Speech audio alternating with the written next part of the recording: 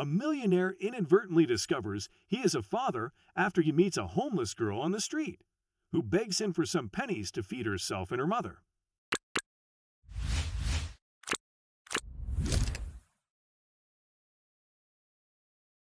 Congratulations, Miss Carolyn. You're 4 months pregnant. A chubby doctor with squinty eyes exclaimed excitedly as she revealed the results of the test the younger woman had come in for. The doctor, whose name tag identified her as Dr. Melissa Foster, expected Carolyn to react with equal excitement at the news, but instead, the woman looked worried. "Is anything wrong?" Melissa asked. "Nothing, doctor. It's just, I'm no longer with him," Carolyn said, and burst into tears. Melissa had no idea how to respond to the sudden onslaught of tears, but she didn't need a rocket scientist to know Carolyn meant her father's child. The man's name was Colt, the son of a successful rancher in Texas, and the one Carolyn had caught cheating on the same day she discovered their baby growing inside her. Earlier that day, Carolyn had stopped by a store to pick up some groceries when she caught sight of Colt browsing the aisles with a woman and child. They looked and acted like a family. Then Carolyn heard the child speak. "Mommy, I want chocolate chips," the boy said, confirming Carolyn's fear. He was Colt's. Carolyn did not wait around to see more. Instead, she left the store without the things she had selected and drove home with her vision blurry with unshed tears. She had been burning through tissue for some time in her apartment when she felt nausea suddenly overcome her. It was the 4th time that week, and Carolyn feared she had caught the flu. With a heavy heart the next day, she entered the hospital to have a full checkup. If something was wrong with her, she wanted to be in the know. Carolyn had been expecting some minor diagnosis about the flu or a cold, not news that she was 4 months pregnant. It was another huge shock for the woman who had up until the day before been in love with a cheat. "Thank you, Dr. Foster," was all Carolyn could mutter before walking out of the hospital in a daze. All she could think about was how different things could have been. In her fantasy, Colt would have happily accepted the news of the baby, and they would start to plan the rest of their life together. As she drove to her home, Carolyn started to ponder her next steps. "I can't handle the trauma of getting ridiculed by Colt and his family for having his child," she said to herself. "It would be the best for both of us if I just disappeared from his life, with him none the wiser. Not only could he hurt me and my child, but he could decide to separate us by asking that the kid live with him and his family." When she arrived at home, Carolyn noticed that Colt had left her many voicemails. He had been trying to reach her to no avail and was concerned. "You liar," she said to the answering machine, and promptly started packing a small traveling bag. If Colt could not reach her over the phone, she knew he would come looking for her at her apartment, and she felt unprepared to face him. Not after what he'd done. She hurriedly packed her things and left for the airport so that the last flight out of Houston had her on it. Colt arrived at her home several minutes after her exit, but could not get in. A minute of persistent knocking had Carolyn's neighbor stepping out grumpily. "Look, she's not a man, can't you tell?" The hairy man with a poker face growled. "She left with a small traveling bag stuffed with clothes. Now scram," the man said before returning to his home and slamming the door. Colt never heard from Carolyn again. He routinely drove by the apartment to check on her until one day he found it empty.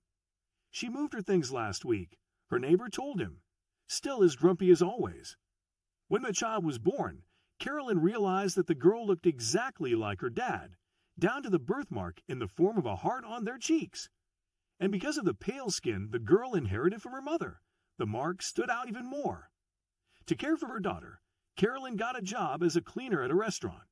She lived with her parents, but they didn't have a lot, especially since they both spent a lot on their medications. Carolyn named her daughter Trinity and did her best to raise her adequately. Even still, the child grew up knowing exactly the state of things in their home. When the girl was 6 years old, she saw a homeless person begging for money on the streets and decided to do the same to help out her mother. To do that, she would often run away from school, skipping classes, and returning home after. One day, the city street was busy with people hurrying for lunch when the girl saw a tall, handsome man who looked lost in thought. Colt had been thinking about Carolyn and why she left him when the little girl pulled him by the edge of his expensive coat. "Sir, do you have a penny for me?" she asked. Colt rummaged in his pocket looking for coins, but he also noticed that the girl looked very much like him. He closed and opened his eyes again to see that he wasn't hallucinating. But when the man saw exactly the same mole on her cheek, he froze in shock and his mind started racing. "Daughter," the man whispered, and the girl shuddered. Colt realized she was probably as surprised as he was hearing him utter that word to her. "We have the same mark," she said in a somber tone. "My mom says it belongs to royalty." Colt was stunned by what was happening. The girl not only had his birthmark, she had his blue eyes and full lips. But he was certain there was no way he had a kid he did not know about. "Are you my daughter?" he found himself asking. "Me? I don't know you, but I've got a mother," she answered. "Can I have some money?" "I think you're my daughter," Colt said, still trying to rationalize what he was seeing. His words made the little child's heart sink, and her lips curved downwards in a pout similar to his, but she was focused on getting the money she wanted. What were the odds of her meeting her dad anyway? "Please?" She pleaded with the man to give her money. In response, he pulled out a couple of dollar bills from his wallet and promised to hand them over to her if she let him meet her mother just once. "Mommy says not to follow strangers around, but you don't look like a baddie," Trinity said. She agreed to the deal after a moment and snatched the money from Colt, after which she hurried to her home with him on her heels. They arrived to see Carolyn lying on the floor with tears in her eyes. "Mom!" Trinity called as she ran to her side. When Carolyn opened her eyes, she faced her daughter. "Try. Why did you run away from school?" "I was so worried about you. Hello." That single word from Colt, who had been standing by the door, shocked Carolyn into silence. Then she slowly turned towards the doorway and laid eyes on her former lover. "Colt?" she croaked as her face paled. Unaware of what was happening, Trinity proceeded to tell her mom about how she wanted to help her make money so she didn't have to work anymore. She only kept quiet when she realized that her mom had not for once taken her eyes off the man. "Why did you leave me? Why didn't you talk to me?" the man asked, his voice laden with emotion. "I saw you, Colt," she said with tears in her eyes. "You were happy with another family." "But I told you that I got divorced 5 years before we met," he groaned. "Is that why you left me the way you did?" Carolyn was too shocked by the implication of what Colt told her. Had he never cheated? How could she have thrown away their future the way she did? Her emotional turmoil, coupled with the fatigue that had accumulated from her working different jobs, made her black out right then and there, giving Colt a big scare. He rushed her to the hospital, where she was admitted and equipped with saline drips to steady her internal system. While she was there, Colt took Trinity to his rented apartment to await her mother while he returned to her side. Carolyn was discharged later that night, and Colt took her to his place. He often used the 3-bedroom apartment when he visited New York. But when Carolyn entered the house, she saw the same woman and child she saw at the grocery store with Colt years back. And to her surprise, Colt introduced the woman as his sister.